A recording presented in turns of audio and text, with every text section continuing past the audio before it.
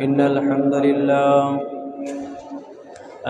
لله حمدا طيبا كثيرا مباركا فيه،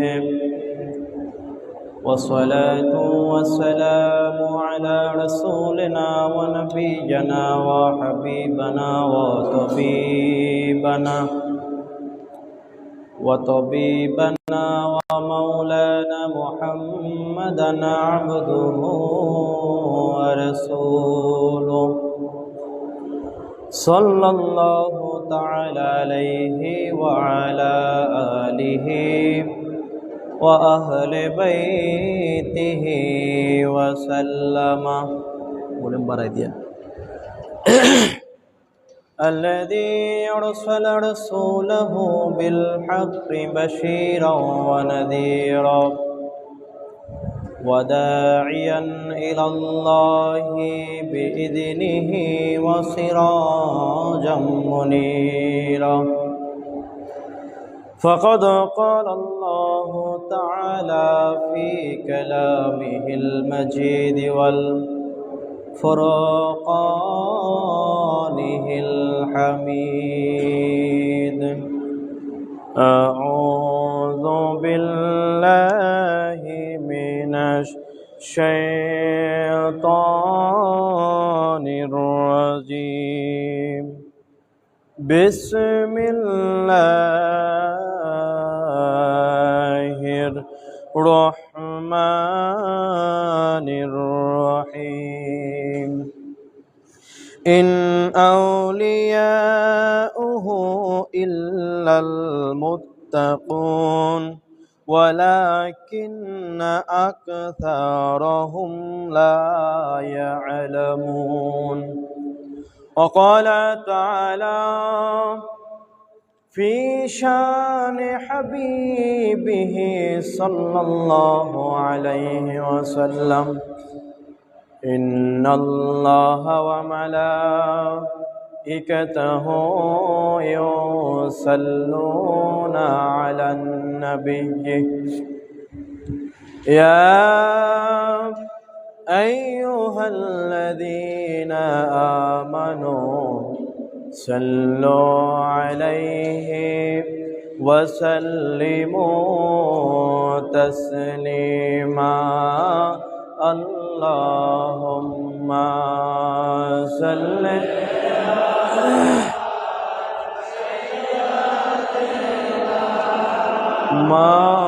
مولانا محمد وعلى آل سيدنا حبيبنا محمد. اللهم صل على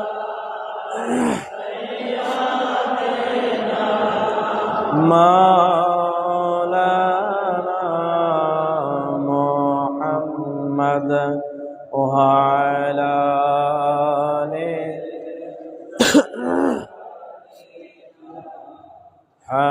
حبيبنا محمد। লক্ষ কোটি সালাম জানাই আমার নূর নবীজির কদমে, দয়া করে পার করিবেন রোজা হাসরের ময়দানে। আল্লাহুম্মা সাল্লি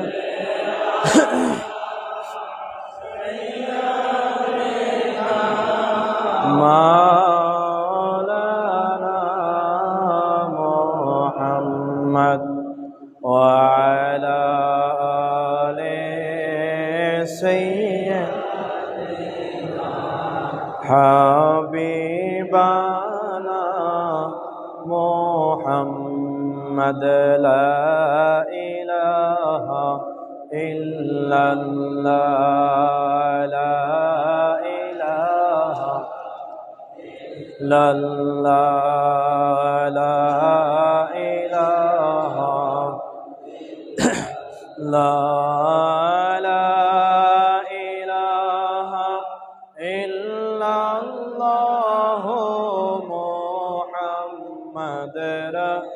رسول الله حسبي ربي جل الله ما في قلبي غير الله حسبي ربي جل الله ما في قلبي غير الله يا نور محمد صلى الله لا إله لا إله لا إله لا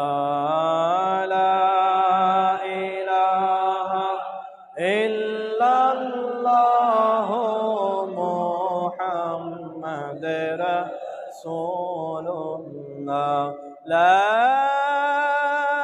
إله إلا الله محمد رسول الله صلى الله عليه وسلم الحمد لله نحمد ونصلي ونسلم على رسوله الكريم وعلى آله الطيبين الطاهرين والمعصومين الأجمعين أما بعد بخدمة الغوث ابن الغوث مولى الثقلين هادي رهبار الزما سجد نشين حضور پاک قبلہ و کعبہ حضرت سیدنا سید شاہ یعصب علی القادری الحسانی الحسینی البغدادی علی جدہ نبینا و علیہ الصلاۃ والسلام الی یوم القیامہ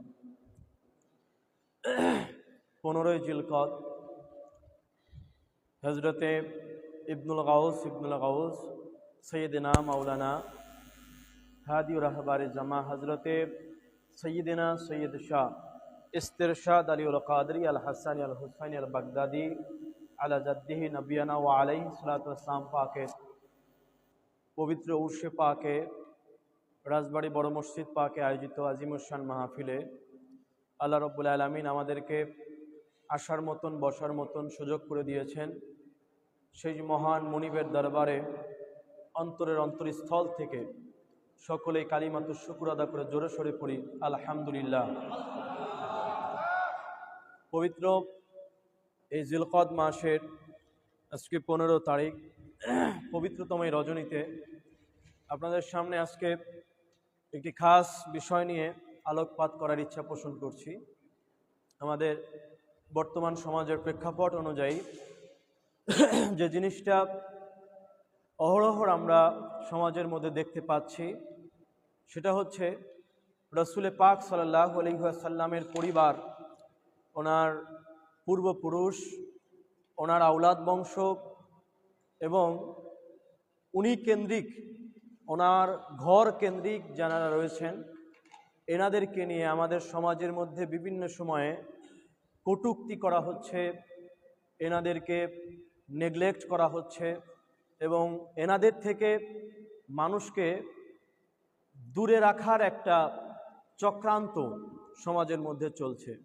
আপনারা যদি দেখতে পান আমাদের সমাজের মধ্যে কখনো আপনি দেখবেন রাসূল পাক সাল্লাল্লাহু আলাইহি ওয়াসাল্লামের আব্বাজানকে নিয়ে কথা বলা হচ্ছে, ওনাকে নাউজুবিল্লাহ আস্তাগফিরুল্লাহ মাজাল আল্লাহ তাআলা মাফ করুন কাফের ফতোয়া পর্যন্ত দেয়া হচ্ছে। রাসূল পাক সাল্লাল্লাহু আলাইহি ওয়াসাল্লামের আম্মাজানকে নিয়ে কটূক্তি করা হচ্ছে, ওনাকেও এই পর্যায়ে নিয়ে যাওয়া হচ্ছে।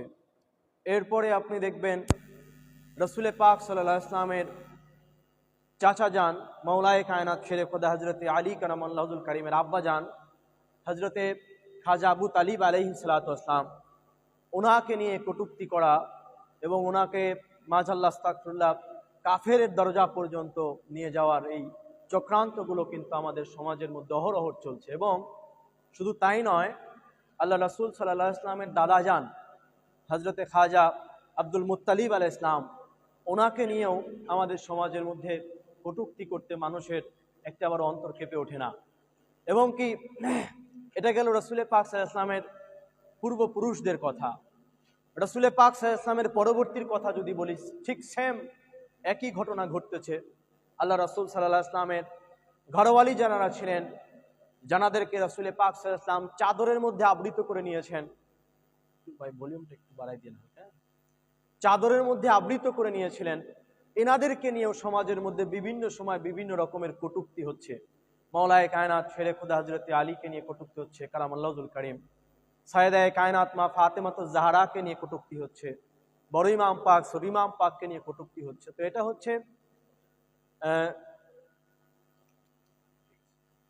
হচ্ছে রাসূল পাক সাল্লাল্লাহু আলাইহি ওয়াসাল্লামের ঘর কেন্দ্রিক কথা। অর্থাৎ এক কথায় আপনি যদি দেখেন, রাসূল পাক সাল্লাল্লাহু আলাইহি ওয়াসাল্লামকে নিয়ে তো কটূক্তি আছেই, আল্লাহ রাসূল সাল্লাল্লাহু আলাইহি ওয়াসাল্লাম ওনার ঘরকে কেন্দ্র করে জানাদের পদচারণা আমাদের জমিনের মধ্যে রয়েছে। প্রত্যেকের প্রতি আমাদের সমাজের মানুষের একটা নেগলেক্ট দৃষ্টিভঙ্গি রয়েছে, একটা নেগেটিভ দৃষ্টিভঙ্গি কিন্তু আমাদের সমাজের মধ্যে বর্তমানে তৈরি করা হয়েছে। ঠিক না বলেন? এটা আসে না বলেন? আমাদের এই রিসেন্টলি আমি দেখতে পেলাম, এখন তো সোশ্যাল মিডিয়ার যুগ, রাসূল পাক সাল্লাল্লাহু আলাইহি ওয়াসাল্লামের আব্বাজান এবং ওনার আম্মাজানকে নিয়ে কটূক্তি করা হচ্ছে সোশ্যাল মিডিয়ার মধ্যে। এটা খুব এখন ভাইরাল টপিকস চলছে। আল্লাহ রাসূল সাল্লাল্লাহু আলাইহি ওয়াসাল্লামের আব্বাজান আম্মাজান, আল্লাহ তাআলা ওনাদের কোন মাকামে কোন মার্তবায় ওনাদেরকে রেখেছেন এটা আসলে আমাদের ধারণার বাইরে। বাট সমাজের মানুষ না বুঝার কারণে হোক বা দলীয় কারণে হোক বা যে কোনো কারণেই হোক না কেন, শয়তানের প্ররোচনায় পড়ে হোক না কেন, এনাদেরকে নিয়ে নাড়াচাড়া করে, যে জিনিসটা আমাদের ঈমানকে ধ্বংসের একদম নিকটে নিয়ে যায়। কথা বুঝতে পারছেন? আসেন আজকের আলোচনার মূল প্রতিপাদ্য বিষয়, আমি এজন্য এনাদের রাসূল পাকের ঘর কেন্দ্রিক আলোচনা, মানে যেটা সমাজের জন্য সব থেকে বেশি গুরুত্বপূর্ণ ছিল, সেই জিনিসটাকে সমাজ থেকে সব থেকে দূরে রাখার একটা চক্রান্ত সমাজের মানুষের মধ্যে এখন চলছে। তো ভাই, আল্লাহ রাব্বুল আলামিন রাসূল পাক সাল্লাল্লাহু আলাইহি ওয়াসাল্লামকে এই ধরাধামে পাঠাবেন। ওনাকে কিভাবে পাঠাবেন? যেহেতু উনি রাহমাতাল লিল আলামিন, সমগ্র জাহানের জন্য রহমত, সমগ্র সৃষ্টিকুলের শ্রেষ্ঠত্বের মাকাম আল্লাহ তাআলা ওনাকে দিয়েছেন। আল্লাহর পরে জানার স্থান, এর মাঝামাঝি আর আল্লাহ তাআলা কাউকে রাখেন নাই। সেই নবীকে আল্লাহ তাআলা কিভাবে দুনিয়ায় পাঠাবেন, কোন সিলসিলায় পাঠাবেন, কার রেহেম মুবারকের মধ্যে পাঠাবেন, এই নির্ধারণটা কে করছেন? একটু জোরে বলেন না ভাই, কে করছেন? এটা কি দুনিয়ার কেউ করছেন ভাই? নির্বাচন যখন উনার পক্ষ থেকে হয়, ওই নির্বাচনের মধ্যে আঙুল তোলার কোনো সুযোগ থাকে ভাই? রাসূল পাক সাল্লাল্লাহু আলাইহি ওয়াসাল্লাম খাজা আব্দুল্লাহ ওনার পবিত্র ললাট মুবারকের মধ্যে এসেছেন, এটা নির্ধারণ করছেন কে? রাসূল পাক সাল্লাল্লাহু আলাইহি ওয়াসাল্লাম হযরতে মা আমেনার রেহেম মুবারকের মধ্যে এসেছেন, নির্ধারণ করছেন কে? ভাই, দুনিয়ার কোন মানুষের নির্ধারিত পদ্ধতিতে মুহাম্মদুর রাসূলুল্লাহ সাল্লাল্লাহু আলাইহি ওয়াসাল্লাম এই জমিনের মধ্যে আসেন নাই। রাসূল পাক সাল্লাল্লাহু আলাইহি ওয়াসাল্লামকে এই জমিনের মধ্যে পাঠাইছেন আল্লাহ রাব্বুল আলামিন। এবং যখন পাঠাইছেন, রাসূল পাক সাল্লাল্লাহু আলাইহি ওয়াসাল্লাম নিজে ওনার এই আগমনের সিলসিলা বর্ণনা করতে গিয়ে রাসূল পাক বলছেন, তিরমিজি শরীফের মধ্যে হাদিস উল্লেখ হয়েছে, আল্লাহ রাসূল সাল্লাল্লাহু আলাইহি ওয়াসাল্লাম বলছেন, আল্লাহ রাব্বুল আলামিন হযরতে ইব্রাহিম আলাইহিস সালামের বংশ থেকে ওনার পুত্র হযরতে ইসমাইল জবিহুল্লাহকে নির্বাচন করেছেন। এই যে আল্লাহ রাসূল পাক দেখেন নির্বাচনের কথা বলতেছেন, সাউন্ডটা বাড়ায় দেন ভাই, আমার কণ্ঠ যাচ্ছে না। তো নির্বাচনের কথা বলছেন যে ইব্রাহিম আলাইহিস সালাম থেকে ওনার শাহজাদা হযরত ইসমাইল জবিহুল্লাহকে আল্লাহ তাআলা নির্বাচন করেছেন। হযরত ইসমাইল জবিহুল্লাহ থেকে এভাবে আসতে আসতে রাসূল পাক সাল্লাল্লাহু আলাইহি ওয়াসাল্লাম বলছেন, আল্লাহ তাআলা কুরাইশ বংশকে নির্বাচন করলেন। এই কুরাইশ বংশের মধ্যে দুইটা গোত্র হয়ে গেল, হ্যাঁ, একটা হচ্ছে বনি হাশেম আর একটা হচ্ছে বনি উমাইয়া। রাসূল পাক বলছেন, আল্লাহ রাব্বুল আলামিন আমাকে বনু হাশেম গোত্রকে নির্বাচন করলেন আমার দুনিয়াতে আগমনের জন্য। রাসূল পাক নির্বাচনটা বলতেছেন দেখেন। এরপরে ভাই আওয়াজ একবারে কমে গেল, হ্যাঁ, এইভাবে রাখেন। এরপরে রাসূল পাক সাল্লাল্লাহু আলাইহি ওয়াসাল্লাম বলছেন, এই বনু হাশেম থেকে আল্লাহ রাব্বুল আলামিন আব্দুল মুত্তালিবকে নির্বাচন করলেন। ওনার দাদাজানের কথা বলছেন, আব্দুল মুত্তালিবকে নির্বাচন করলেন। সেই আব্দুল মুত্তালিবের ঘরে আল্লাহ রাব্বুল আলামিন খাজা আব্দুল্লাহকে নির্বাচন করলেন। তার ললাটে আল্লাহ রাব্বুল আলামিন আমাকে দিলেন।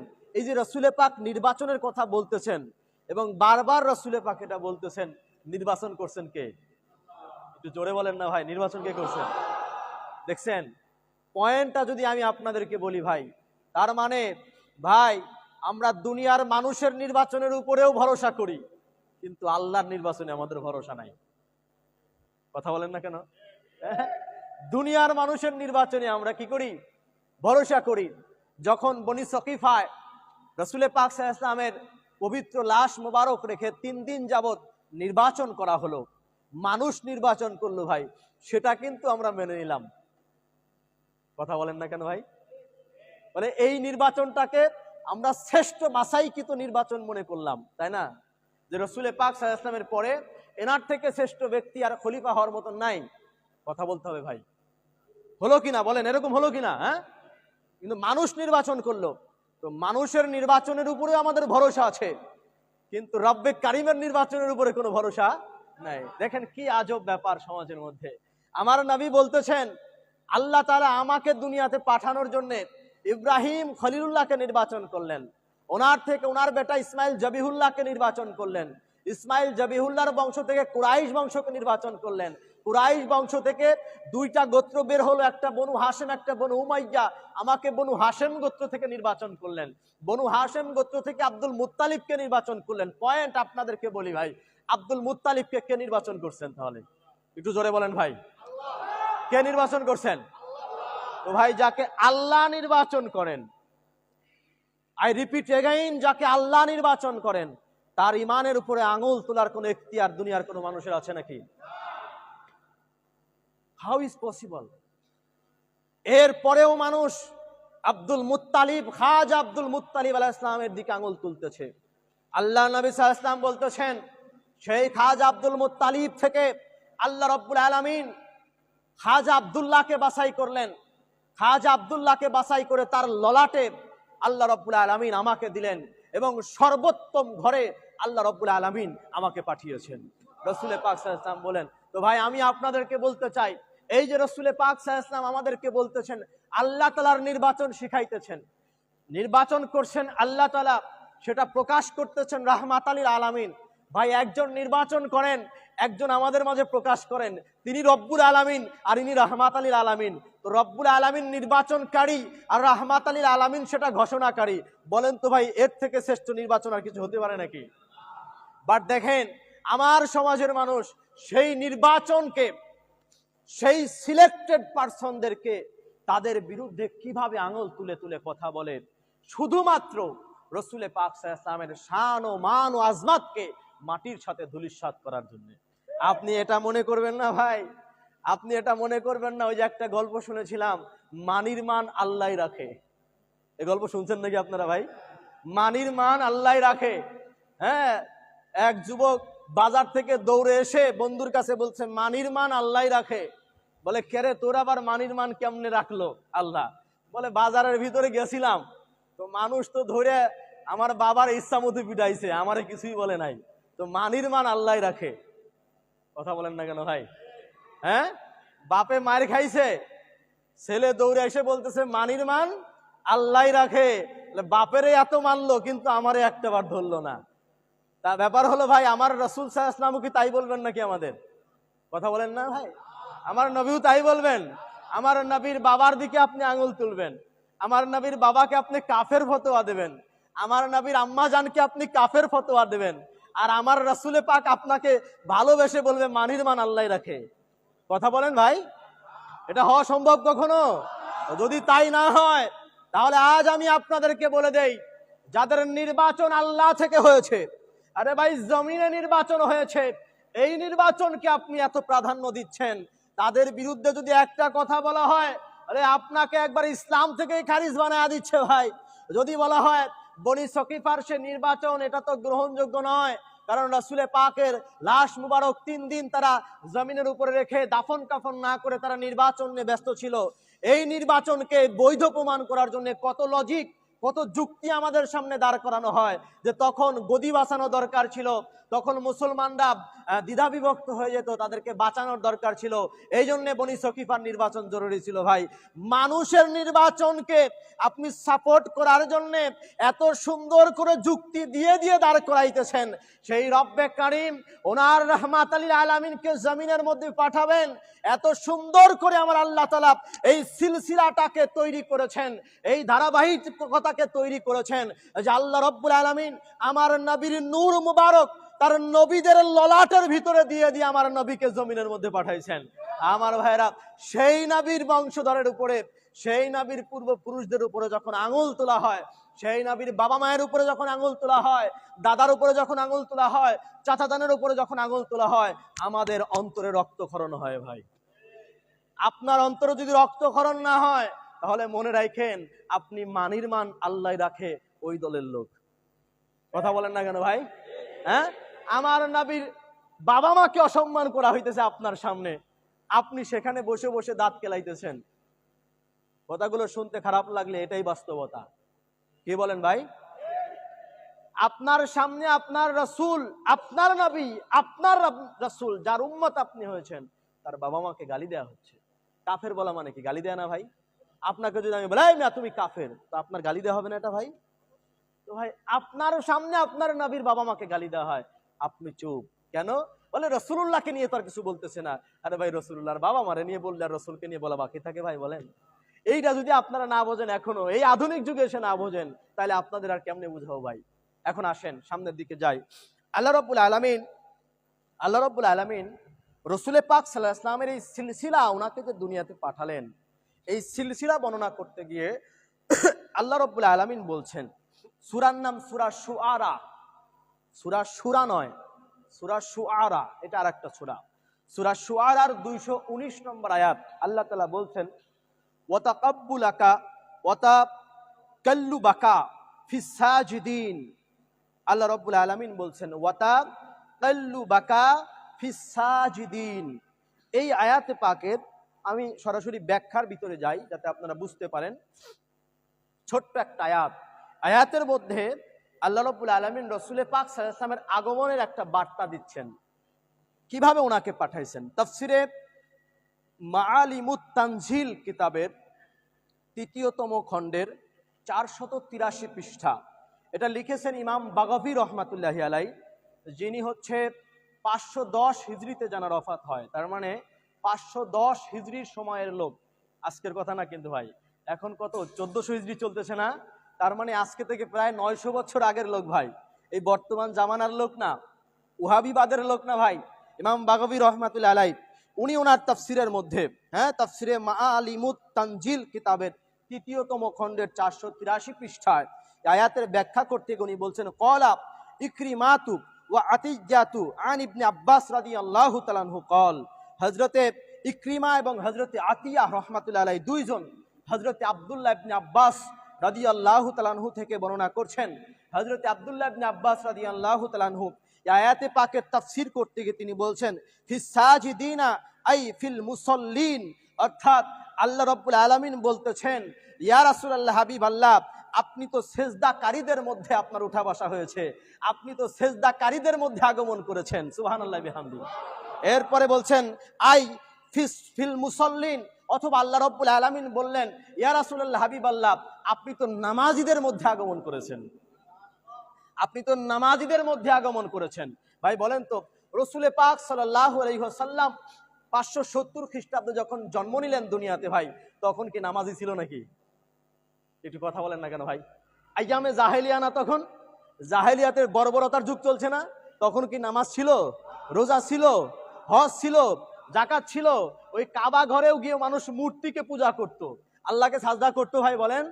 সেই মুহূর্তে রাসূল পাকের আগমন হলো, আর আমার আল্লাহ তাআলা বলতেছেন, নবী গো, আপনার আগমনটা তো সাজদাকারীদের মধ্যে হয়েছে, আপনার আগমনটা তো সাজদাকারীদের মধ্যে হয়েছে, আপনার আগমনটা তো নামাজীদের মধ্যে হয়েছে, যারা মুসল্লিন, যারা মুসল্লি, এই মুসল্লিদের মধ্যে আপনার আগমনটা হয়েছে। তো রাসূল পাক সাল্লাল্লাহু আলাইহি ওয়াসাল্লামের আগমন মুসল্লিদের মধ্যে হলো, সাজদাকারীদের মধ্যে হলো। তখন ভাই সাজদাকারী কে ভাই?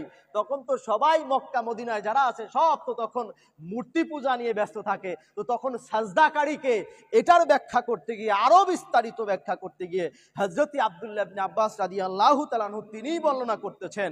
এই হাদিসে পাকটি, এই ব্যাখ্যাটি দালায়েলুন নবুয়াতের 1ম খণ্ডের 58 পৃষ্ঠার মধ্যে উল্লেখ করা হয়েছে, হাদিস নাম্বার 17।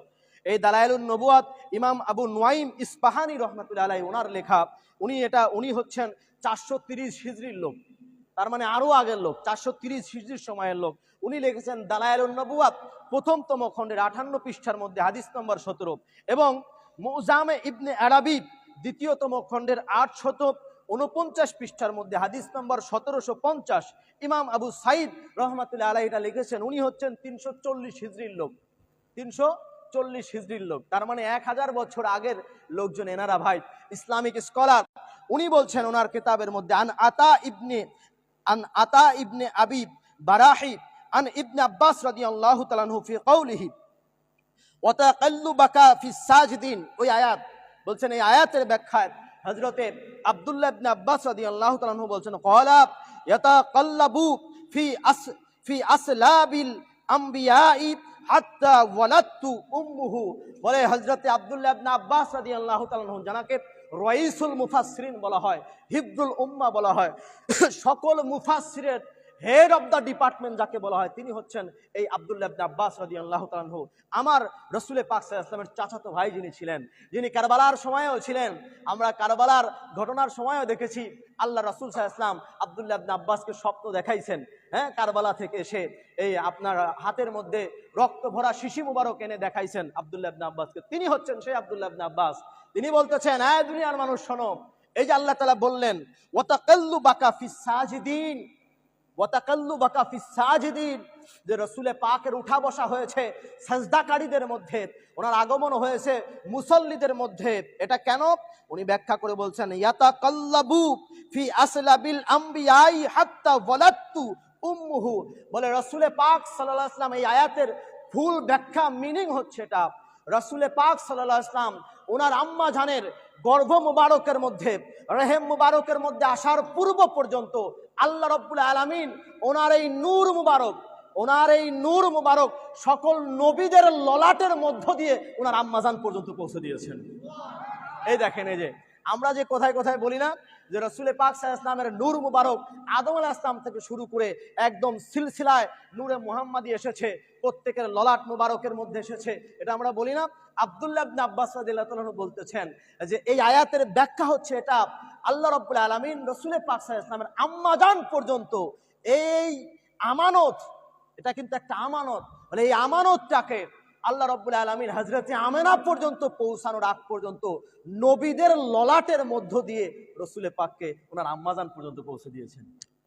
দেখছেন, এই যে রাসূলে পাক সাল্লাল্লাহু আলাইহি ওয়াসাল্লামের ওনার যে দুনিয়াতে আগমন হলো, ওনার যে আগমন হলো, সেই আগমনটা সাজদাকারীদের মধ্যে হলো, মুসল্লিদের মধ্যে হলো, নামাজীদের মধ্যে হলো। কেন? তার মানে এখান থেকে একটা জিনিস প্রমাণিত হয়, রাসূলে পাক সাল্লাল্লাহু আলাইহি ওয়াসাল্লামের নূরে আনোয়ার আল্লাহ তাআলা জানাদের মধ্যে দিয়েছিলেন, তারা নামাজি ছিলেন, তারা সাজদাকারী ছিলেন। সুবহানাল্লাহ পড়বেন না ভাই? তারা কি ছিলেন বলেন? সাজদাকারী ছিলেন। কার সাজদা করতেন তারা? একটু জোরে বলেন না ভাই, কার সাজদা করতেন? কোনো সন্দেহ নাই এতে। এটা গেল একটা দিক। আরো কয়েকটা প্রমাণ আমি আপনাদেরকে দিব আজকে। কষ্ট নিচ্ছেন? আমার কথা কি বোঝা যায়? যদিও মাইকের আওয়াজটা একটু বোধহয় একটু প্রবলেম আছে না, কথা বোঝা কষ্ট হচ্ছে, তারপরে একটু বুঝে নেওয়ার চেষ্টা করেন। এরপরে আরেকটা আয়াত হচ্ছে সূরা আনফালের 34 নম্বর আয়াত। এই আয়াত থেকে আরো ক্লিয়ার হবেন আপনারা। আল্লাহ তাআলা বলছেন ওয়ামা লাহুম আল্লা ইউআযিবাহুমুল্লাহ ওয়া হুম ইউসাদ্দুনা আনিল মাসজিদিল হারামি ওয়ামা কানু আউলিয়াহু ইন আউলিয়াউহু ইল্লাল মুত্তাকুন ওয়ালাকিন্না আকসারহুম লা ইয়ালামুন। আল্লাহ তাআলা বলছেন যে তাদের কি হলো যে তারা এটা মনে করে আল্লাহ তাআলা তাদেরকে শাস্তি দেবেন না। আল্লাহ বলছেন হ্যাঁ, ওয়ামা লাহুম আল্লা ইউআযিবাহুমুল্লাহ, তাদের এমন কি হলো যে তারা এটা কখনো ভাবে না যে আল্লাহ যে তাদের শাস্তি দেবেন না, তার কি গ্যারান্টি আছে আল্লাহ তাদের শাস্তি দেবেন? কেন বলে? কারণ ওয়াহুম ইউসাদ্দুনা আনিল মাসজিদিল হারাম, তারা মসজিদে হারামে মানে বাইতুল্লাহ শরীফে যাইতে মানুষকে বাধা দেয়। তোমরা বাইতুল্লাহ শরীফে যাও না, আল্লাহর ঘরে যাও না, এটা বলে বলে মানুষকে বাধা দেয়। ওয়ামা কানু আউলিয়াহু, অথচ তারা এই বাইতুল্লাহ শরীফের, হ্যাঁ কাবা শরীফের তারা কোনো মুতাওয়াল্লি নয়, তারা এই কাবা শরীফের বাইতুল্লাহ শরীফের কোনো মুতাওয়াল্লি নয়, কিন্তু তারা মানুষকে কাবা শরীফে যাইতে বাধা দেয়। এরপরে আল্লাহ বলছেন ইন আউলিয়াউহু ইল্লাল মুত্তাকুন, দুনিয়ার মানুষ শোনো, এই কাবা শরীফের মুতাওয়াল্লি তো একমাত্র তারা যারা হচ্ছে মুত্তাকি এবং পরহেজগার। পড়েন সুবহানাল্লাহি ওয়া বিহামদিহি। আল্লাহ রাব্বুল আলামিন বললেন ইন আউলিয়াউহু ইল্লাল মুত্তাকুন। আল্লাহ তাআলা এটা বলেন নাই মুত্তাকিরা মুতাওয়াল্লি হবে, এটা বলেন নাই। আল্লাহ বলতেছেন ওই ব্যক্তি ততক্ষণ পর্যন্ত কাবা শরীফের মুতাওয়াল্লি হতেই পারবে না যতক্ষণ পর্যন্ত না সে মুত্তাকি না হইতেছে। সুবহানাল্লাহ। তার মানে কতটা ইম্পর্টেন্ট দিয়ে আল্লাহ তাআলা বলতেছেন কথাটা, বুঝতে পারছেন? এখন বলেন ভাই, খাজা আব্দুল মুত্তালিব আলাইহিস সালাম কাবা শরীফের মুতাওয়াল্লি ছিলেন কিনা? একটু জোরে বলেন না ভাই। রসুলে পাকের দাদা জান কি কাবা শরীফের মুতাওয়াল্লি ছিলেন না? আচ্ছা, রসুলে পাকের চাচা জান হযরত খাজা আবু তালিব আলাইহিস সালাম কাবা শরীফের মুতাওয়াল্লি ছিলেন কিনা? আমি কি বুঝাইতে পারলাম ব্যাপারটা? আর আল্লাহ তাআলা কোরআনে পাকের মধ্যে সিল মেরে দিচ্ছেন, ইন আউলিয়াউহু ইল্লাল মুত্তাকুন। তোমরা মনে রেখো, যাদের দায়িত্বে আমি আমার এই মসজিদুল হারামকে দিব, যারা এই মসজিদুল হারামের মুতাওয়াল্লি প্রাপ্ত হবে, যারা এই মসজিদে হারাম দেখভালের দায়িত্ব পাবে, মুতাওয়াল্লি, এরা ততক্ষণ পর্যন্ত কোন ব্যক্তি কাবা শরীফের মুতাওয়াল্লি হতেই পারবে না যতক্ষণ পর্যন্ত না সে মুত্তাকি না হইতেছে। আরে ভাই, সাধারণ ইমানদারের কথা বাদ দেন ভাই, শুধু কালেমা পড়ছে কি পড়ে না এইটা নিয়ে আপনারা মাতামাতি করেন। হযরত আবু তালিব আলাইহিস সালাম উনি যখন মৃত্যু সজ্জায় ছিলেন, তো রাসূলে পাক ওনাকে কালেমা পড়তে বলেছেন, উনি নাকি কালেমা পড়ে নাই। বলে এটার বর্ণনাকারী কে? বলে এটার হাদিসের বর্ণনাকারী কে? আবু জাহেল না। হাদিসের বর্ণনাকারী কে বলেন? জোরে বলেন। হাদিসের বর্ণনাকারী কে? আপনি বুখারী শরীফ খোলেন ভাই, বুখারী শরীফ খোলেন, যদি আবু জাহেল ছাড়া আর অন্য কারো বরাতে, অন্য কারো বর্ণনায় যদি এটা আপনি শুনাইতে পারেন, আপনার সাথে আমার চ্যালেঞ্জ। আবু জাহেলের কথা এখানে উল্লেখ হয়েছে, যে আবু জাহেল এসে এটা প্রকাশ করছে। আচ্ছা বলেন তো ভাই, তার মানে মুসলমান এখন আবু জাহেলের কথাও মানতে রাজি, কিন্তু আমার নবীর কথা মানতে রাজি না, ঠিক কিনা বলেন? আবু জাহেল যেটা বলছে এটা শুনতেও রাজি, এটা মানতেও রাজি, বাট আহলে বাইতের কথা শুনতে রাজি না, আহলে বাইতের কথা মানতে রাজি না। কি আজব একটা দুনিয়ায় আমরা বাস করি, আপনি যদি কল্পনা করেন ভাই, যদি জাস্ট ইমাজিন, আপনি যদি একটু চিন্তা করেন চোখটা বুঝে, যে কোন একটা আজব দুনিয়ার মধ্যে আল্লাহ তাআলা আমাদেরকে পাঠাইছেন, আজব একটা দুনিয়ার মধ্যে পাঠাইছেন ভাই। রসুলে পাক সাল্লাল্লাহু আলাইহি ওয়াসাল্লামের চাচা জান হযরত খাজা আবু তালিব আলাইহিস সালাম কাবা শরীফের মুতাওয়াল্লি ছিলেন। আর আমার আল্লাহ তাআলা বলছেন, যারা কাবা শরীফের মুতাওয়াল্লি তারা মুত্তাকি। তারা কি বলেন? জোরে বলেন, তারা কি? এবার আপনারা বলবেন মুত্তাকি আবার কি? আমি বলবো ওই মুত্তাকি তো প্রকৃত ঈমানদার ভাই। কেন? আল্লাহ তাআলা বলেছেন, আলিফ লাম মিম যালিকাল কিতাবু লা রাইবা ফিহি হুদাল লিল, জোরে বলেন, হুদাল লিল। কোরআনটা কাদের জন্য হেদায়েত? মুত্তাকিদের জন্য। মুত্তাকি। তো হযরত আবু তালিব আলাইহিস সালাম, হযরত আব্দুল মুত্তালিব আলাইহিস সালাম সম্পর্কে যখন এই যে ফরমানগুলো জারি করা হয়, যে এনারা ইসলাম গ্রহণ করেন নাই, কালেমা পড়েন না, এটা করেন নাই, সেটা করেন নাই। আরে ভাই, আমার আল্লাহ তাআলা কোরআনে সিলমোহর মেরে দিচ্ছে যে যার হাতে আমি কাবা শরীফের দায়িত্ব দেব, মুতাওয়াল্লির দায়িত্ব দেব, সে মুত্তাকি হবে। এর পরেও কি আর কোনো সার্টিফিকেট লাগবে নাকি ভাই? এবারে ভাই আপনাদের কাছে আসি।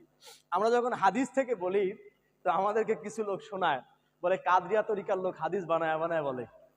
কথা বলেন ভাই, বলে কিনা?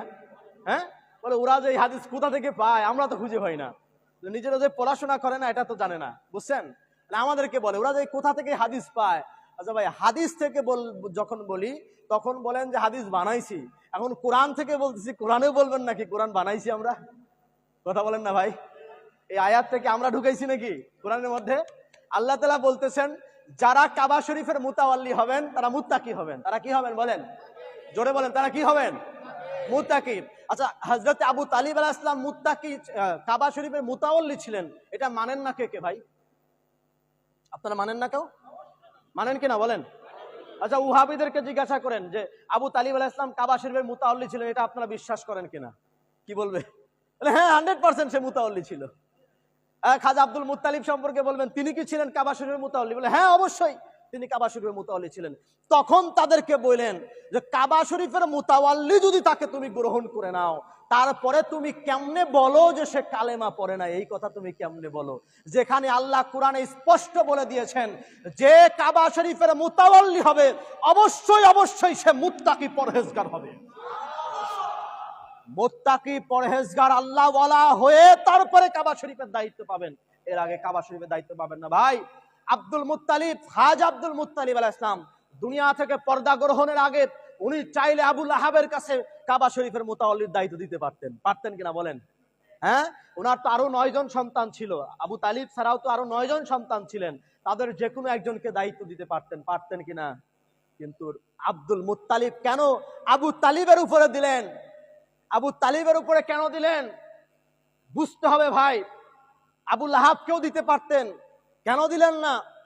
কারণ যিনি মুত্তাকি, হ্যাঁ, ওই যে একটা কথা আছে না আপনার কি যে স্বর্ণকার, যে তার কাছে সোনা নিয়ে বলা লাগে না ভাই এইটা কি সোনা নাকি, একটু ঘেটে দেখেন তো, বলা লাগে ভাই, বলেন?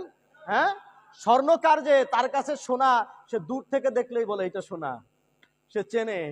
তো যিনি আল্লাহওয়ালা আর একজনকে দেখলে বলতে পারে এ কি আল্লাহওয়ালা কিনা, ঠিক কিনা বলেন? তো ভাই আমি আপনাদের আজ এটা বলে দিচ্ছি, হলফ করে বলে দিচ্ছি, কোরআনের আয়াত থেকে আপনাদেরকে এটা আমি আজকে তুলে দিচ্ছি। এই কারণে আজ আমার সমাজের মধ্যে এই যে বিভ্রান্তি ছড়ানো হইতেছে, রসুলে পাকের আব্বা জান আম্মা জান নিয়ে, ওনার চাচা জান নিয়ে, ওনার দাদা জান নিয়ে এই যে ফতোয়াবাজি করা হইতেছে, এটার মূল কারণ একটাই, সেটা হলো রসুলে পাক সাল্লাল্লাহু আলাইহি ওয়াসাল্লামকে হেয় প্রতিপন্ন করা। আপনি মনে করেন না হযরত আব্দুল্লাহকে হেয় প্রতিপন্ন করা হচ্ছে, আমার নবীর হেয় প্রতিপন্ন হইতেছে না? না, প্রকৃত পক্ষে টার্গেট মুহাম্মদুর রাসূলুল্লাহ সাল্লাল্লাহু আলাইহি ওয়াসাল্লাম।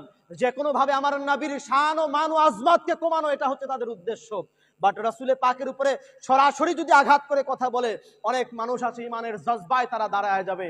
এই জন্য সুকৌশল করে আমার নবীর বাবার দিকে কখনো হাত দেওয়া হয়, কখনো আমার নবীর মায়ের দিকে হাত দেওয়া হয়, কখনো আমার নবীর চাচার দিকে হাত দেওয়া হয়, কখনো আমার নবীর দাদার দিকে হাত দেওয়া হয়। আমার কথা কি বুঝতে পারলেন ভাই? আর একটা আয়াত আমি আপনাদের সামনে তুলে ধরবো। আমার কথা কি বুঝতে পারতেছেন আপনারা? হ্যাঁ, আর একটা আয়াত আপনাদের সামনে তুলে ধরি, যেটা আরো ক্লিয়ার করে দেবে আপনাদের, আরো ক্লিয়ার করে দেবে। হযরতে, এটা সূরাতুল বাকারার 128 নম্বর আয়াত। হযরত ইব্রাহিম আলাইহিস সালাম ওনার শাহজাদাকে সাথে করে নিয়ে যখন কাবার প্রাচীর তুললেন, আল্লাহর কাছে হাত তুলে দোয়া করছেন, রব্বানা রব্বানা ওয়াজআলনা মুসলিমাইনি লাকা ওয়া মিন যুররিয়াতিনা উম্মাতাম মুসলিমাতান লাক ওয়া আরিনা মানাসিকানা ওয়া তুব আলাইনা ইন্নাকা আনতাত তাওয়াবুর রহিম। হযরত ইব্রাহিম আলাইহিস সালাম আল্লাহর কাছে দোয়া করছেন, রব্বানা ওয়াজআলনা মুসলিমাইনি লাক, আমাদেরকে আপনি মুসলমান হিসাবে কবুল করেন। এই যে হযরত ইব্রাহিম আলাইহিস সালাম বললেন আমাদেরকে মুসলমান হিসাবে কবুল করেন, এজন্য মিল্লাত আবিকুম ইব্রাহিম, আমাদের মুসলিম জাতির পিতা বলা হয় হযরত ইব্রাহিম আলাইহিস সালামকে। কথা বুঝতে পারছেন? উনি আল্লাহর কাছে বলেন, আল্লাহ আমাদেরকে আপনি মুসলমান হিসাবে কবুল করেন। এরপরে বলছেন ওয়াজআলনা মুসলিমাইনি লাক ওয়া মিন যুররিয়াতিনা উম্মাতাম মুসলিমাতান লাক, হে আল্লাহ তাআলা আপনার কাছে আমি একটা আরজি পেশ করলাম, আমাদের দুইজনকে তো আপনি মুসলমান হিসেবে কবুল করবেনই, আমাদের বংশ থেকে, আমার ইসমাইলের বংশ থেকে একটা জাতি, একটা উম্মতকে, একটা যুররিয়াতকে, একটা সিলসিলাকে, একটা ধারাকে আপনি চিরকাল জমিনের মধ্যে মুসলমান হিসেবে রাখবেন। কেন? ওই যে মুসলমানের চেন আপনি রাখবেন, ওই মুসলমান ঘরেই রব্বানা ওয়াবআস ফীহিম রাসূলাম মিনহুম ইয়াতলু আলাইহিম আয়াতিকা ওয়া ইউআল্লিমুহুমুল কিতাবা ওয়াল হিকমা ওয়া ইউযাক্কিহিম। হে আল্লাহ তাআলা আমাদের দুইজনকে মুসলমান করেন, পবিত্র থেকে পবিত্রতম করেন। কেন? কারণ আমি যদি পবিত্র না হই, আমার বংশে আমি নবীকে চাইতে পারবো না। ইব্রাহিম নবী এটা জানেন। ইব্রাহিম নবী বলছেন, হে আল্লাহ আমাকে এবং ইসমাইলকে সর্বোচ্চ পবিত্র থেকে পবিত্রতম তুমি করো, এবং আমার এই সিলসিলার মধ্যে, আমার ইসমাইলের সিলসিলার মধ্যে একটা সিলসিলা, একটা ধারা, একটা জাতিকে তুমি চিরকাল মুসলমান হিসেবে রাখো, পবিত্র থেকে পবিত্রতম হিসেবে রাখো। এনাদের কাছে যেন কখনো কুফরি ঢুকতে না পারে, এনাদের কাছে যেন কখনো নাপাকি ঢুকতে না পারে, হে আল্লাহ। এরপরে কেন? বলে যাতে ওই বংশে তুমি তোমার নবী রাহমাতাল লিল আলামিনকে পাঠাইতে পারো। এই যে হযরত ইব্রাহিম আলাইহিস সালাম দোয়া করে দিলেন, আল্লাহ তাআলা সেই দোয়াটা কোরআনের মধ্যে কোট করে দিলেন। শোনো দুনিয়ার মানুষ, ইব্রাহিম কিন্তু আমাকে বলেছিল যে তার বংশটা যেন, তার একটা সিলসিলা যেন চিরকাল মুসলমান হিসাবে থাকে। আল্লাহ তাআলা ঠিক তাই করেছেন, আল্লাহ তাআলা ঠিক তাই করেছেন। রাসূলে পাক সাল্লাল্লাহু আলাইহি ওয়াসাল্লামের আগমন পর্যন্ত, ইব্রাহিম আলাইহিস সালামের পর থেকে, ইসমাইল আলাইহিস সালামের পর থেকে রাসূলে পাকের আগমন পর্যন্ত এই পুরো চেনটাকে মুসলমান হিসাবে জমিনের মধ্যে প্রতিষ্ঠিত রেখেছেন। সেই ঘরে আমার নবী রাহমাতাল লিল আলামিনকে পাঠিয়েছেন। আমি কি কথা বুঝাইতে পারছি আপনাদের ভাই? এই চেনটা আজীবন মুসলমান ছিল, আজীবন মুসলমান ছিল। I am Muslim by birth, জন্মগত আমি মুসলমান। আমারে কেউ কালেমা পড়াইতে আসে না মুসলমান বানানোর জন্য। কথা বলতে হবে ভাই, আমরা সবাই জন্মগত মুসলমান না? জোরে বলেন না কেন ভাই? জন্মগত মুসলমান না? তো আপনারে আলাদা করে মুসলমান বানাইছে কেউ? কালেমা পড়াইছে কেউ আপনারে? হয়তো বা কালেমা আপনি পরে মুখস্থ করছেন, কিন্তু আপনি তো জন্মগতভাবে মুসলমান আছেন, ঠিক কিনা বলেন? তো যে জন্মগত মুসলমান, তার কালেমা পড়ে মুসলমান হইতে হয়?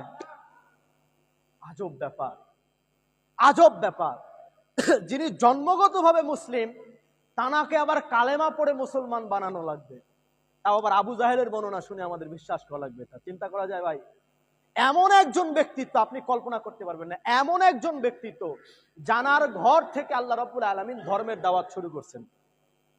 পয়েন্ট টু বি নোটেড, ধর্ম আমাদের কাছে নিয়ে আসছেন মুহাম্মদুর রাসূলুল্লাহ সাল্লাল্লাহু আলাইহি ওয়াসাল্লাম, বাট আল্লাহ তাআলার সিস্টেমটা এমন, আল্লাহ রাব্বুল আলামিনের পদ্ধতিটা এমন, মিনহাজটা এমন, আল্লাহ রাব্বুল আলামিন রসুলে পাকে ওনাকে ধর্ম দিয়ে দুনিয়াতে পাঠালেন ঠিকই, কিন্তু আল্লাহ রাব্বুল আলামিন ওনার নিজের ঘর থেকে, আল্লাহর ঘর বাইতুল্লাহ থেকে ধর্মের প্রচার করলেন না।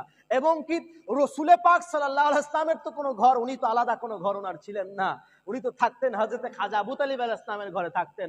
আল্লাহ রাব্বুল আলামিন কুদরতি ভাবে রসুলে পাক সাল্লাল্লাহু আলাইহি ওয়াসাল্লামকে দিয়ে ধর্ম আনালেন, আর সেই ধর্মের প্রচার এবং প্রসার শুরু করলেন খাজা আবু তালিব আলাইহিস সালামের ঘর থেকে।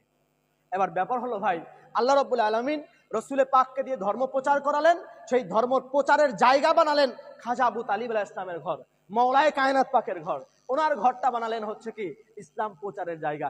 এই জায়গাতে সমস্যাটা তৈরি হয়েছে, এই জায়গাতে সমস্যাটা তৈরি হয়েছে। আপনারা আমার বাড়িতে আসলেন, আমি ভালো মন্দ খাওয়াইলাম, আমি যে দাওয়াতগুলো দিলাম সবই আপনি গ্রহণ করলেন, আপনার কাছে ভালো লাগলো, সব মেনে নিলেন, কিন্তু লাস্টে শুধুমাত্র একজনকেই ভালো লাগলো না, সেটা হচ্ছে আমি। সেটাকে বলে, ধরে বলেন সেটাকে, ধরেন এখন বর্তমান দেশের প্রেক্ষাপট, একটা ব্যাপার খারাপ লাগছে, তা আমি আপনাদের কিছু লোকের ডাকলাম, ডাকার পরে আপনাদেরকে এখানে বসালাম, বসায় আপনাদেরকে একটা সুপরামর্শ দিলাম, ভাই যদি এইভাবে চলেন, এইভাবে করেন, তাহলে আপনাদের জন্য ভালো হবে। এবার আপনারা চিন্তা করলেন আসলেই তো আমাদের ভালো হবে, তাহলে এই কাজটা আমরা করি। আমার পরামর্শটা ভালো, আমার দাওয়াতটা ভালো, আমার বাড়িতে এসে খাইলেন, এটাও ভালো। এখন আমার বাড়ি থেকে যখন চলে যাইতেছেন, চৌকাঠ পার করে চলে যাইতেছেন, তখন বলে যাইতেছেন এই লোকটা ভালো না। কথা বোঝেন নাই?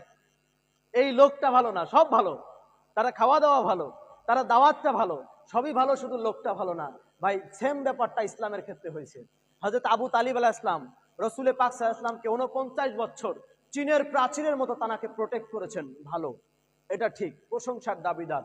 রসুলে পাক সাল্লাল্লাহু আলাইহি ওয়াসাল্লাম যখন ইসলাম প্রচার করবেন, হযরত খাজা আবু তালিব আলাইহিস সালাম পর পর 3 দিন রসুলে পাক সাল্লাল্লাহু আলাইহি ওয়াসাল্লাম ইসলাম প্রচার করবেন, খাজা আবু তালিব আলাইহিস সালাম লোকজন ডাকতেছেন, মক্কার জমিনের লোকজন ডাকতেছেন, তোমরা আসো, আমার ভাতিজা মুহাম্মদ সাল্লাল্লাহু আলাইহি ওয়াসাল্লাম তিনি তোমাদেরকে কিছু বলবেন, তোমরা আসো। তো তারা যখন আসবে, এমনি এমনি তো আসবে না, হযরত খাজা আবু তালিব আলাইহিস সালাম খাসি জবাহ করতেছেন, বকরি জবাহ করতেছেন ওনাদের খাওয়ানোর জন্য, আপ্যায়নের জন্য। কথাটা বুঝবেন, হ্যাঁ, এটা কিন্তু ইসলামের প্রথম পর্যায়ের কথা বলতেছি ভাই। বকরি জবাই করতেছেন, খাসি জবাই করতেছেন, তারা খাওয়ার জন্য সবাই আসতেছেন, খাওয়া দাওয়া শেষ, এবার খাজা আবু তালিব আলাইহিস সালাম নিজে দাঁড়াইতেছেন, দাঁড়ায় বলছেন, এই দুনিয়ার মানুষ, আমার মক্কাবাসীরা শোনো, আমার ভাতিজা তোমাদেরকে কিছু বলবে, আমি চাই তোমরা এটা মনোযোগ দিয়ে শোনো। রসুলে পাক সাল্লাল্লাহু আলাইহি ওয়াসাল্লাম দাঁড়ায় গেছেন, ভাই অ্যানাউন্সমেন্ট করতেছেন খাজা আবু তালিব আলাইহিস সালাম, খাবার দাবারের আয়োজন করলেন উনি, ওনার বাড়িতে স্টেজও তৈরি হলো, সব অ্যানাউন্সমেন্ট উনি করলেন। এখন মানুষ গাইলটা উনারই পারে। দেখছেন অবস্থাটা, দেখছেন অবস্থাটা, দেখছেন ভাই? ধরেন আপনাদের এলাকায় ওয়াজ দিবেন ভাই, তাই না? মাইন্ড করেন না, কথাটা বোঝেন। ধরেন আপনাদের এলাকায় ওয়াজ দেবেন, তা আমরা তো বক্তা মানুষ, তাই না? তো ভাবলেন যে এবার আলামিন মৌলানাকে ডাকি, ওয়াজ দিবেন আপনারা, যাবতীয় কষ্ট কে করতেছে? আমি করতেছি? বলেন না ভাই, কে করে? আপনারা করবেন না? কমিটির লোকজন, এলাকাবাসী সব খাটাখাটনি করে ওই পুরো প্ল্যাটফর্মটা তৈরি করলেন, স্টেজটা তৈরি করলেন, প্যান্ডেল তৈরি করলেন, খানা পিনার আয়োজন করলেন, সব আপনারা করলেন। আমি হচ্ছে একটা জারিয়া, আমাকে ডেকে নিয়ে স্টেজে বসাইলেন, আমি 1 ঘন্টা আলোচনা করে চলে আসলাম। এবার আমার আলোচনাও ঠিক আছে, আমার আলোচনাও ভালো লাগছে, ভালো লাগে নাই কোনটা? যারা আয়োজন করছে কমিটির লোক, এদের ভালো লাগে নাই। এই গালি দেওয়ার স্বভাব কিন্তু বাঙালির আছে, আছে না নাই বলেন? হ্যাঁ, খাইলো, পেট ভরে খাইলো, সবকিছু হইলো, যাওয়ার সময় কমিটিতে গালি পারতে পারতে যায়। কথা বলেন ভাই, আছে না? একদম সেম কাহিনী ইসলামের ক্ষেত্রে হচ্ছে, আপনি দেখেন, মিলায় দেখেন, একদম সেম কাহিনী হচ্ছে। স্টেজ তৈরি করলেন আবু তালিব আলাইহিস সালাম, খানা পিনার আয়োজন করলেন আবু তালিব আলাইহিস সালাম, অ্যানাউন্সমেন্টও করতেছেন উনি, মানুষকে দাওয়াত দিয়ে ওনার বাড়িতে নিয়েও আসলেন উনি, রসুলে পাক সাল্লাল্লাহু আলাইহি ওয়াসাল্লাম দাওয়াত দিলেন। এবার সবাই ধর্ম গ্রহণ করলো, কিন্তু আবু তালিবকে গ্রহণ করতে পারলো না। দেখছেন অবস্থা, আবু তালিবকে গ্রহণ করতে পারলো না, চোখের বিষ হয়ে গেল, চোখের কাটা হয়ে গেল আবু তালিব আলাইহিস সালাম। কি আজব ব্যাপার। আবার আপনি দেখেন, মানে রাসূলে পাক সাল্লাল্লাহু আলাইহি ওয়াসাল্লামের ঘর কেন্দ্রিক যা আছে কাউকেই ভালো লাগে না, কাউকেই ভালো লাগে না। রাসূলে পাক সাল্লাল্লাহু আলাইহি ওয়াসাল্লাম উনি বললেন, আমি এবং আলী একই নূর থেকে, আমি এবং আলী একই নূর থেকে, আনা ওয়া আলী মিন নূরি ওয়াহিদ, আমি এবং আলী একই নূর থেকে। আমার পরে বেলায়েতের সম্রাট হচ্ছে হযরতে আলী। সব রাসূলে পাক সাল্লাল্লাহু আলাইহি ওয়াসাল্লাম সব কিছু ওকে করে দিয়ে গেলেন। মান কুনতু মাওলাহু ফাআলিউন মাওলা বলে দিয়ে গেলেন। আমার পরে তোমাদের অভিভাবক, তোমাদের মাওলা হযরতে আলী সব বলে দিয়ে গেলেন। সবই ঠিক ছিল ভাই, কিন্তু রাসূলে পাকের ঘর মানতে পারবো না। আছে না নাই বলেন? এই জায়গায় প্রবলেম আছে না ভাই বলেন? এখানে প্রবলেম। সায়েদায়ে কায়নাত মা ফাতেমাতুজ জাহরা, নো, আলোচনা নাই। সমাজের মধ্য থেকে ওনার আলোচনাটাকে উঠায় নেওয়া হচ্ছে আস্তে আস্তে। উনি যে একজন চিজ আছেন, উনি যে জান্নাতের রমণীকুলের সর্দারিনী আছেন, দা কুইন অফ জান্নাত আছেন, সমাজের মানুষ এখন জানেই না এটা। সমাজের মানুষ থেকে এটা লুকায় ফেলা হচ্ছে। ইমামে হাসনাইনে কারিমাইনের আলোচনা যদি বলেন, সমাজের মধ্যে থেকে নাই। ঠিক সেম ভাবে আজকে আমরা জানাদের কাছে যাই, আজকে আমরা জানাদের কাছে যাই, এনারাও রাসূলে পাকের ঘরের লোক, রাসূলে পাকের ঘরওয়ালা এনারা, আল্লাহর নবী সাল্লাল্লাহু আলাইহি ওয়াসাল্লামের ঘরের লোক আছেন। এই জন্য দুনিয়ার মানুষ এনাদেরও বিরুদ্ধে কথা বলে। আমি কি বুঝাইতে পারছি ভাই ব্যাপারটা? যেহেতু রাসূলে পাক সাল্লাল্লাহু আলাইহি ওয়াসাল্লামের ঘর আমাদের কাছে শত্রুতে পরিণত হয়ে গেছে, রাসূলে পাকের আনা নামাজ আমাদের পছন্দ হয়েছে, রাসূলে পাকের আনা রোজা আমাদের কাছে পছন্দ হয়েছে, রাসূলে পাকের আনা হজ আমাদের কাছে পছন্দ হয়েছে, যাকাত আমাদের কাছে পছন্দ হয়েছে, সব আমাদের কাছে পছন্দ হয়েছে। পছন্দ হয় নাই কোনটা? বলে পছন্দ হয় নাই শুধু মুহাম্মদুর রাসূলুল্লাহ সাল্লাল্লাহু আলাইহি ওয়াসাল্লাম এবং তার পরিবার আমাদের কাছে পছন্দ হয় না। বুঝতে পারছেন ব্যাপারটা? রাসূলে পাকের আনি তো সব আমাদের কাছে পছন্দ। এই জন্যে আল্লাহ রাসূল সাল্লাল্লাহু আলাইহি ওয়াসাল্লাম যখন দুনিয়া থেকে পর্দা গ্রহণ করবেন, আমার নবী বললেন, কাগজ কলম নিয়ে আসো, আমি তোমাদের লিখে দিয়ে যাই, যাতে আমার পরে তোমরা গোমরাহি না হও। তো বলে ফেললেন যে রাসূলে পাক সাল্লাল্লাহু আলাইহি ওয়াসাল্লাম এখন মৃত্যুর প্রলাপ বকতেছেন। নাউযুবিল্লাহি মিন যালিক। দেখছেন, এই যে রাসূলে পাক এখনো দুনিয়া থেকে বিদায় নেন নাই, তার আগে উনাকে পর করে দেওয়া হয়েছে। ইয়া রাসূলুল্লাহ, আপনি নামাজ আনছেন, ঠিক আছে, আমরা নামাজ মেনে নিয়েছি। রোজা আনছেন, রোজা মেনে নিয়েছি। হজ আনছেন, হজ মেনে নিয়েছি। যাকাত আনছেন, যাকাত মেনে নিয়েছি। কিন্তু আপনি হযরত আলীকে মওলা বানালেন, মানতে পারবো না। আপনি হাসান হুসাইনকে জান্নাতের সর্দার বানালেন, মানতে পারবো না। আপনার বেটি সায়েদা ফাতেমাতুজ জাহরাকে জান্নাতের রমণীদের সর্দারিনী বানালেন, মানতে পারবো না। বলে সব তো আপনার বংশধরদেরকে দিয়ে গেলেন, তো আমাদের কি দিয়ে গেলেন? এই জন্য আমরাও একটু নির্বাচন করে নিজেরা নিজেদের ক্ষমতা ভাগাভাগি করি। কথা বুঝতে পারছেন? এই ব্যাপারটা এখানে হয়েছে। সব তো এনাদের কাছেই দিয়ে গেলেন, আপনার ঘরের ভিতরেই রেখে গেলেন, ঘর থেকেই তো বের হলো না কোনো কিছু। ক্ষমতা বলেন, পাওয়ার বলেন, বেলায়েত বলেন, হ্যাঁ, গৌসিয়াত বলেন, সব তো আপনার ঘরের মধ্যেই থেকে গেল, ঘর থেকে তো বের হলো না। তা আমরা কি পেলাম? আমরা যে আজীবন আপনার পিছনে পিছনে দৌড়াইলাম, আমাদেরও তো কিছু দরকার আছে। তা আমাদের যেহেতু কিছু দিলেন না, তাই আমরা নিজেরা ব্যবস্থা করে নিলাম। বুঝতে পারছেন? এই কথাগুলো যদি আমরা বলি, তখন আমরা দোষী হয়ে যাই। বাট এটাই বাস্তবতা, এটাই বাস্তবতা। এই জন্য ভাই, আমি আপনাদেরকে আজকে এই বিষয়টা আমি আপনাদের ক্লিয়ার করতে চাচ্ছিলাম। সেটা হচ্ছে, এই যে আহলে বাইতের বিরুদ্ধে কথা বলা, আমার হুজুর পাকদের বিরুদ্ধে কথা বলা, আওলাদ রাসূলদের বিরুদ্ধে কথা বলা, এই কথা বলাটাকে আপনারা যদি ওই মাইন্ডে নিয়ে নেন যে দুনিয়ার সব মানুষ এনাদের বিরুদ্ধে কথা বলতেছে, তাহলে বোধহয় আমরা খারাপ জায়গাতে যাইতেছি। এই জিনিসটা কখনো মাথার ভিতরে নিয়েন না। একটা জিনিস মনে রাখেন, আজীবন রাসূলে পাক সাল্লাল্লাহু আলাইহি ওয়াসাল্লামের ঘরের বিরুদ্ধে মানুষ কাজ করেছে, আজীবন আহলে বাইতের ঘরের বিরুদ্ধে মানুষ কাজ করেছে। আর যেই ঘর থেকে ইসলামের দাওয়াত এসেছে, যেই ঘর থেকে মুসলমান তৈরি করা হয়েছে, সেটা হচ্ছে খাজা আবু তালিব আলাইহিস সালামের ঘর। ওনার ঘর থেকেই ইসলামের দাওয়াত এসেছে, ওনার ঘর থেকেই কালেমার দাওয়াত এসেছে, ওনার ঘর থেকেই মুসলমান তৈরি হয়েছে। আর সেই খাজা আবু তালিব আলাইহিস সালামের শাহজাদা হচ্ছে মাওলায়ে কায়নাত শেরে খুদা হযরত আলী কারামাল্লাহু ওয়াজহুল কারীম। তো এই ঘর থেকেই আহলে বাইতের এই ঘর থেকেই কিয়ামত তাক জমিনের মধ্যে ইসলাম প্রচার হবে, কালেমার বাণী প্রচার হবে, কোরআনের বাণী প্রচার হবে, এবং এখান থেকেই মুসলমান তৈরি হবে, কোনো রকম কোনো সন্দেহ নাই। কিন্তু ব্যাপার হলো, যেখান থেকে মুসলমান তৈরি হয় সেই জায়গাটা ইবলিস শয়তানের কখনোই ভালো লাগার কথা নয়, ঠিক কিনা বলেন? বাট যেই জায়গায় গেলে মুসলমান আর মুসলমান থাকে না, ওই জায়গাটা ইবলিস শয়তানের জন্য বড্ড প্রিয় জিনিস। আমি আপনাদেরকে এতটুকু বলতে চাই, যেমনি ভাবে এই দুনিয়াটাকে আমাদের সামনে চাকচিক্যময় করে তুলতেছে ইবলিস শয়তান, যেন আমরা আখিরাতকে ভুলে যাই, যেন দুনিয়া নিয়ে পড়ে থাকি, যেমনি ভাবে চাকচিক্যময় করে তুলতেছে আমাদের কাছে দুনিয়াটা, ঠিক তেমনি ভাবে এই ইসলাম বহির্ভূত কাজ যেগুলোর সাথে ইসলামের কোনো সম্পর্ক নাই, সেই কাজগুলোকে ইবলিস শয়তান আমাদের কাছে সঠিক কাজ হিসাবে দাঁড় করাইতেছে। আর যেটা প্রকৃত ইসলাম, যেখানে ধর্ম রয়েছে, দিন রয়েছে, ইসলাম রয়েছে, সেই জায়গা থেকে আমাদেরকে বাই রোটেশন করে অন্যদিকে ঘুরাই নেওয়া হচ্ছে ভাই, যাতে করে আমরা ইসলামের পথে থাকতে না পারি। কথা কি বুঝতে পারছেন? এখন ব্যাপার হলো, আপনার এই কথাটা আপনার ভালো লাগতেও পারে, নাও লাগতে পারে, বাট আমি আপনাকে আজকে এই মূল হাকিকতটা আপনাদের কাছে তুলে ধরার চেষ্টা করলাম। যদিও আপনাদের আওয়াজ, আপনার আওয়াজ আপনাদের কান পর্যন্ত পৌঁছাইছে কিনা সঠিকভাবে আমি জানি না, কারণ মাইকের ভলিউমটা হয়তো বা খুব একটা ভালো না।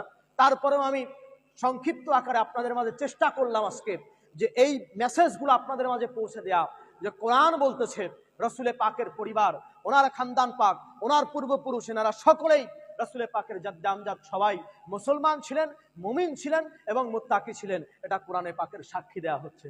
তো কোরআন যেখানে সাক্ষী দেয়, যেখানে কোরআন সাক্ষী দেয়, সেই জায়গাতে অন্য কারো কথা, যুক্তি তর্ক কোনো কিছু আর খেলে না, ঠিক কিনা বলেন? আর যে কথাগুলো বললাম এটা আমার দরবার পাকের আকীদা। এই যে কোরআন থেকে যা যা বললাম এটা আমার দরবার পাকের আকীদা বটে।